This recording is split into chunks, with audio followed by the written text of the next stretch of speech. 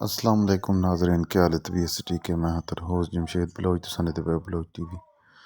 जिन्हें अपने channel subscribe नहीं किया अपने चैनल जरूर सब्सक्राइब करो, लाइक करो, दोस्तों शेयर करो। आज थोड़ी गंगीन के हैं पेर ने तो खूबसूरत तोहफा फुल तैयार कर बन जोटी दूसरा सो मालिक 10 तो 15 दिन लेंदी है। बहुत ही खूबसूरत ते नायाब चीज़ है। मोट मोट थान दे नाल खूबसूरत विरल दे नाल खूबसूरत हाइट ते वेट दे नाल।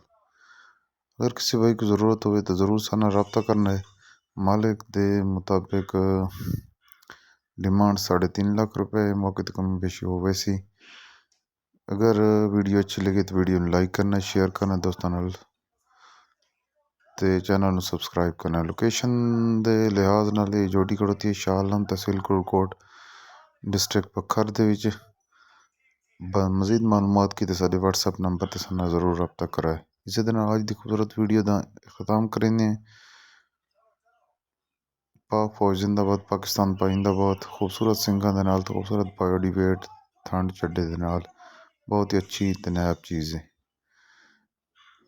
इसी दे नाल आज दी वीडियो का अख्ताम करेंगे। अल्लाह हाफिज़। पाक फौज जिंदाबाद, पाकिस्तान पाइंदाबाद। चैनल ज़रूर सब्सक्राइब करा, लाइक करा, दोस्तों शेयर कराए। अल्लाह हाफिज़।